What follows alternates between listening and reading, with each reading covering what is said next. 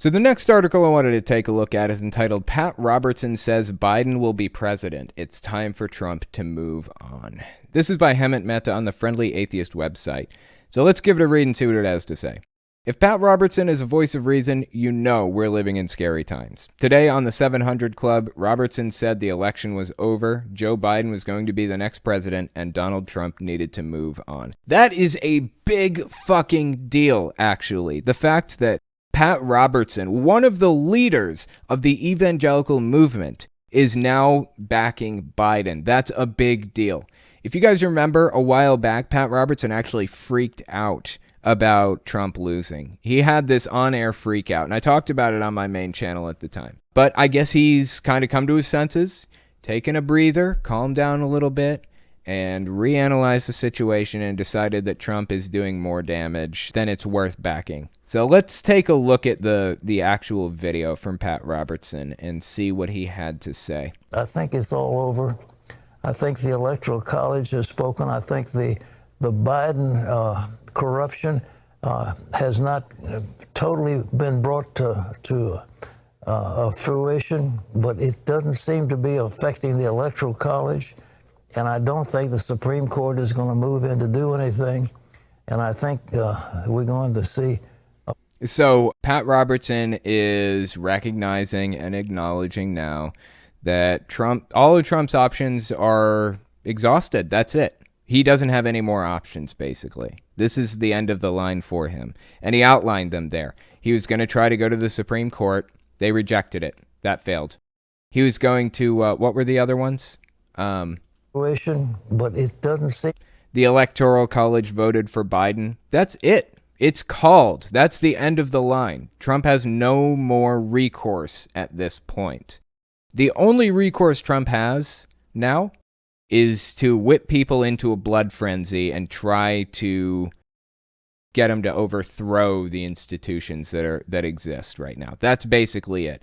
And I think Pat Robertson has probably most likely come to that realization that that's Trump's only option. And I don't think he's ruled out the possibility that Trump is going to try to take that option. Let's keep listening. To do anything.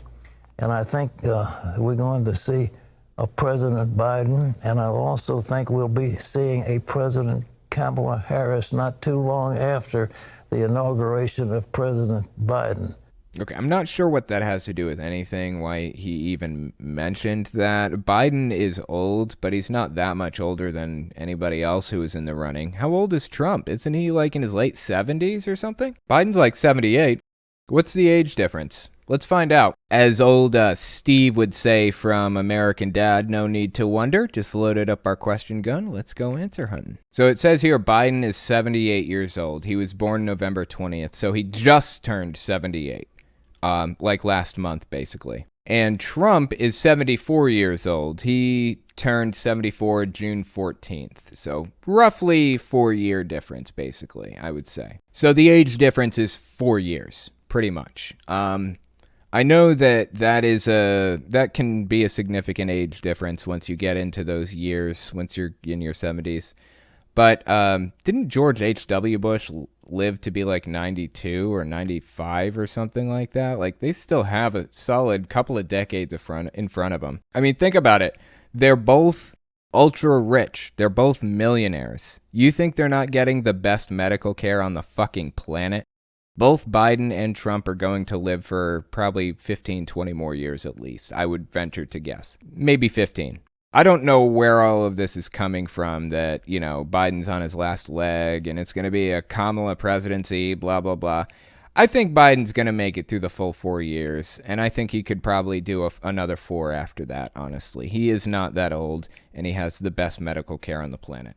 Let's keep listening. With all his talent and the ability to raise money and draw large crowds, the president still lives in an alternate reality. He really does.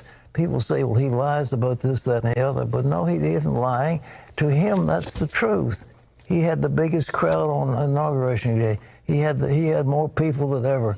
He was the most popular people. He saved NBC, but with The Apprentice, you go down the line of things that really aren't true. fucking fascinating, dude. You hearing this guy? Listen to this shit. He's acknowledging that Trump lied about his inauguration size. He's acknowledging that he lied about how important, how big of an impact The Apprentice had on NBC. He's lying about all this stuff. But he's pointing out that he doesn't think that Trump is really lying. But like I said earlier, the best liars believe their own lies. He thinks he really believes this shit. He thinks that Trump lives in his own alternate reality. And to some degree, I think he's right. But I think Trump knows exactly what he's doing.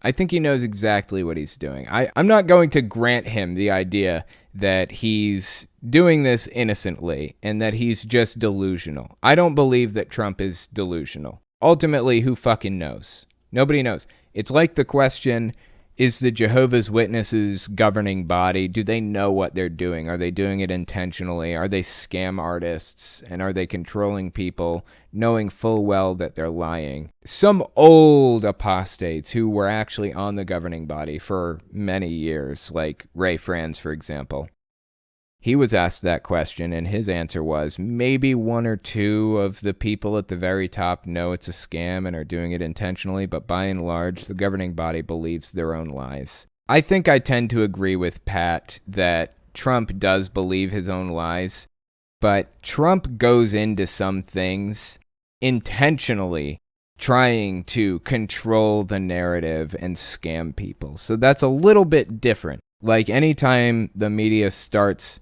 coming at Trump over something that's genuinely bad, like calling the military into U.S. cities with bayonets. Remember when he did that?